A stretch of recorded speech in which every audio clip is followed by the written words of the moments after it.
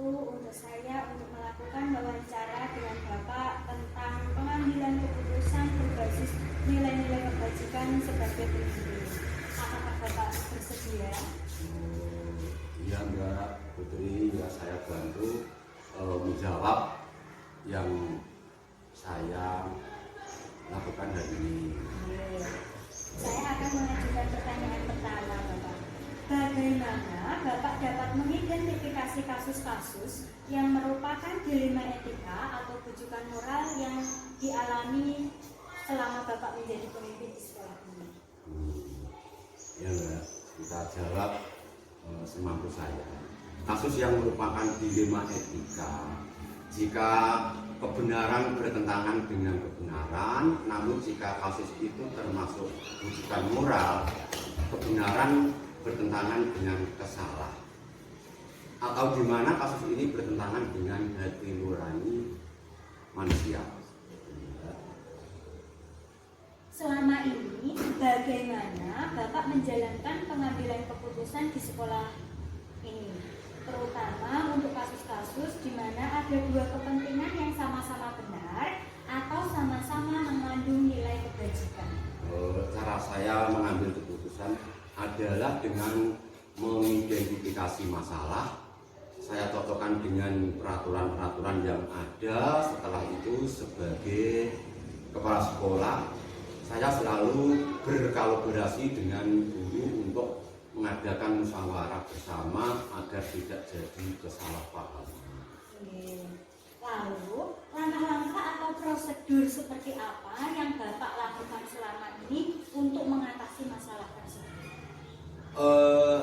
Langkah-langkah untuk mengatasi masalah tersebut, yang pertama kita mengidentifikasi masalah terlebih dahulu, kemudian mengenali nilai-nilai yang saling bertentangan, langsung mencantumkan siapa yang terlibat dalam situasi ini, maka setelah itu mengumpulkan fakta-fakta, kemudian membuat solusi dan merefleksinya.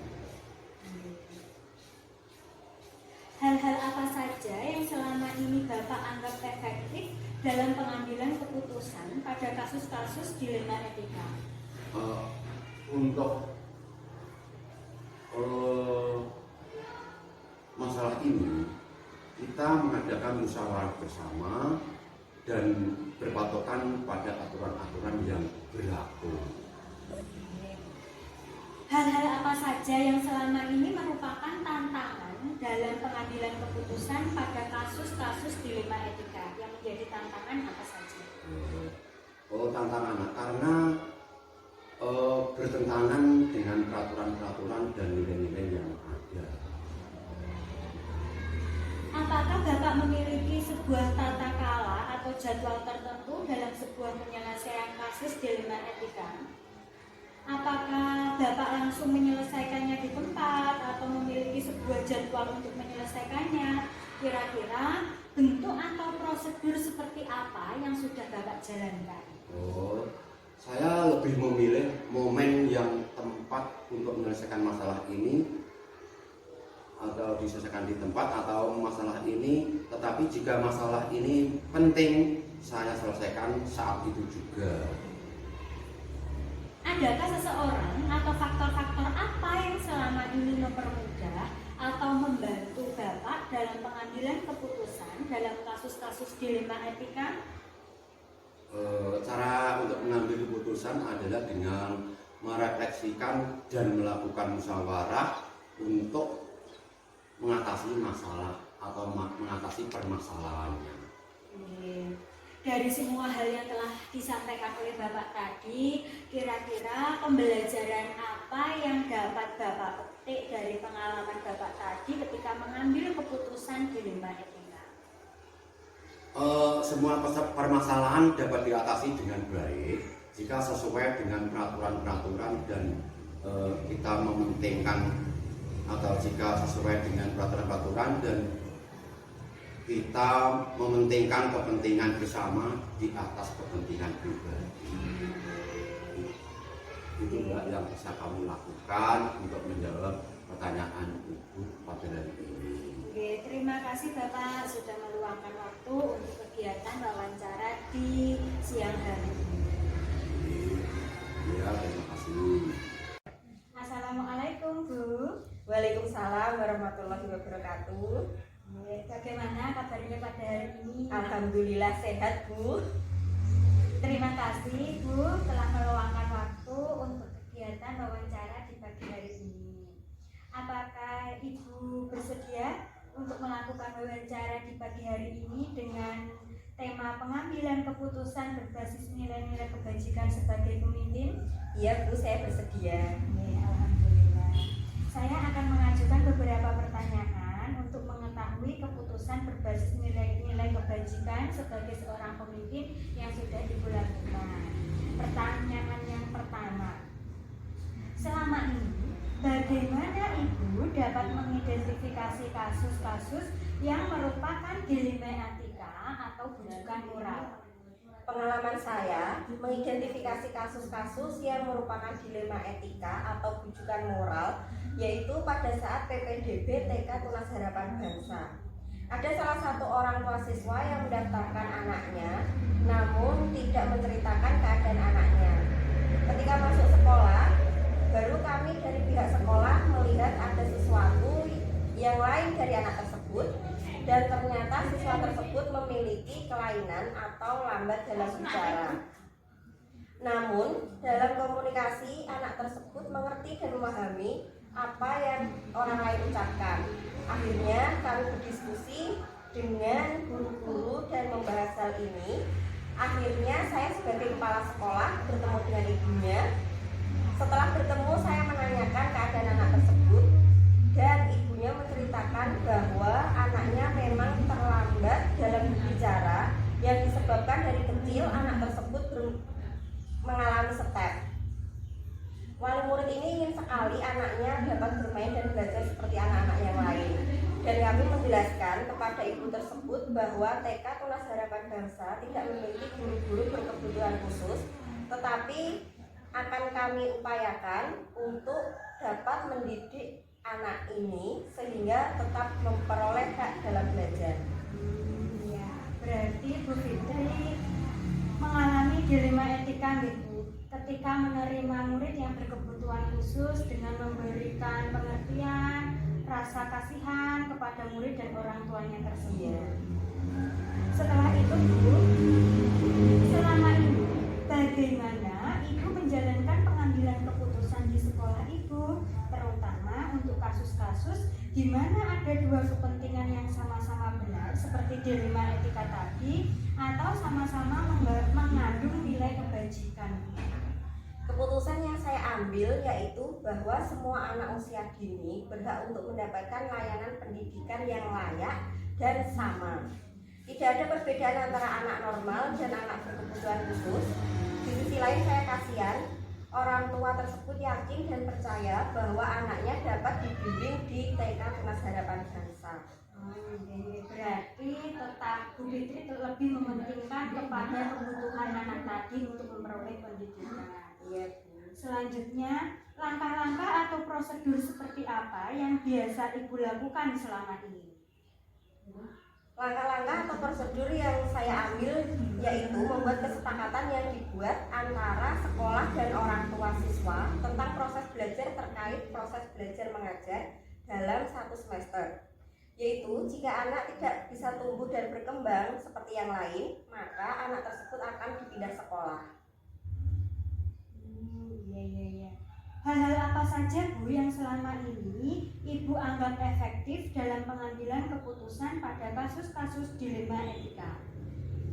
Hal-hal yang merupakan tantangan dalam pengambilan keputusan kasus dilema etika adalah bahwa sekolah kami merupakan sekolah umum dan bukan sekolah inklusi. Namun ada orang tua murid yang mempercayai kami untuk mendidik dan membimbing anaknya yang memiliki keterlambatan dalam berbicara. Hal-hal apa saja yang selama ini Ibu anggap efektif dalam pengambilan keputusan pada kasus-kasus dilema etika? Keputusan yang saya ambil yaitu bahwa semua anak usia dini berhak mendapatkan layanan pendidikan yang layak dan sama. Di sisi lain saya kasihan orang tua tersebut yakin dan percaya bahwa anak tersebut dapat dibimbing dan berkembang di TK Tunas Harapan Bangsa. Lalu, hal-hal apa saja yang selama ini merupakan tantangan dalam pengambilan keputusan pada kasus-kasus dilema etika yang Ibu alami? Hal-hal yang merupakan tantangan dalam pengambilan keputusan kasus dilema etika adalah bahwa sekolah kami merupakan sekolah umum dan bukan sekolah inklusi. Namun ada orang tua murid yang mempercayai kami untuk mendidik dan membimbing anaknya yang memiliki keterlambatan dalam berbicara. Apakah Ibu memiliki sebuah tata cara atau jadwal tertentu dalam sebuah penyelesaian kasus dilema etika? Ada atau tidak Bu? Jadwal misalnya kasus ini diselesaikan pada hari apa Ibu jadwalkan?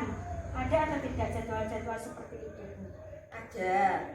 Prosedur yang saya jalankan dalam menyelesaikan kasus dilema etika adalah melalui proses yaitu mengenal dan melakukan pendekatan kepada anak dan orang tua agar dapat bekerja sama dalam proses belajar mengajar. Ya. Adakah seseorang atau faktor-faktor apa yang selama ini mempermudah atau membantu Anda dalam pengambilan keputusan dalam kasus-kasus dilema etika? Ada Bu, yang membantu dalam pengambilan keputusan yaitu guru-guru, orang tua, dan anak. Iya. Jadi semua terlibat ya Bu? Iya. Dari semua hal yang telah Ibu sampaikan tadi, pembelajaran apa yang dapat Ibu petik dari pengalaman Ibu mengambil keputusan dilema etika? Pembelajaran yang saya dapat petik dari pengalaman tersebut yaitu hendaknya orang tua memiliki sikap jujur dan terbuka kepada pihak sekolah agar sekolah dapat menemukan solusi terbaik untuk menangani peserta didik yang memiliki kebutuhan khusus. Ya, tepat sekali Bu. Terima kasih Bu untuk wawancaranya tentang pengambilan keputusan yang kaitannya dengan dilema etika. Sebagai pemimpin sekolah, Ibu sudah dapat melakukan pengambilan keputusan dengan baik, dengan berpedoman pada nilai-nilai kebajikan. Terima kasih Bu Fitri waktunya. Sama-sama Bu.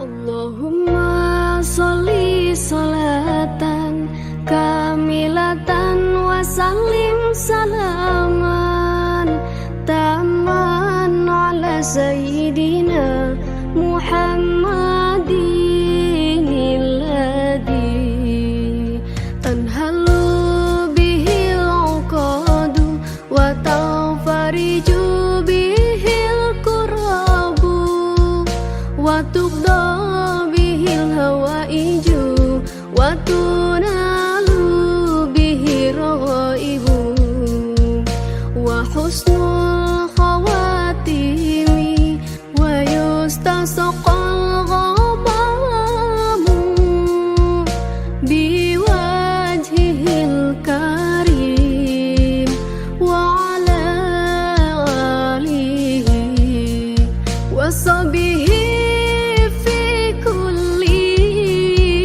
lamhatin wa nafasin bi'adadi kulli ma'lumilah.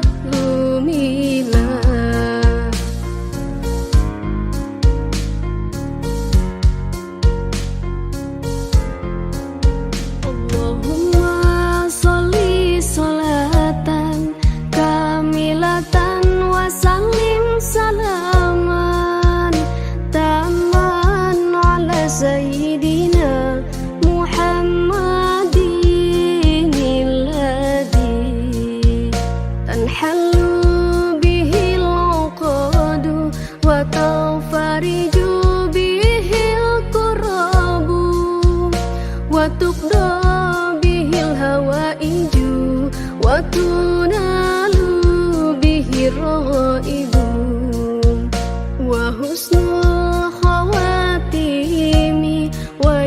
istasqal ghamamu biwajhil karim wa ala alihi wa sahbihi fi kulli lamhatin wa nafasin wa nafasin bi'adadi kulli ma'lumila wa sahbihi fi kulli lamhatin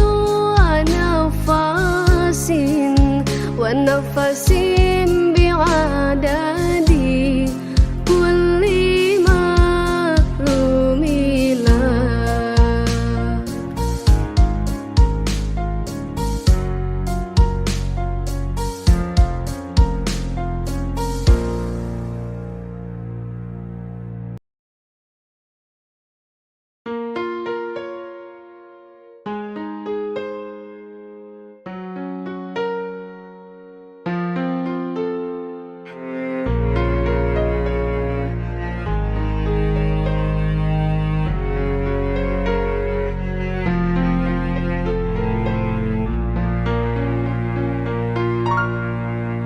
Allahumma sholli sholatan kamilatan wa sallim salam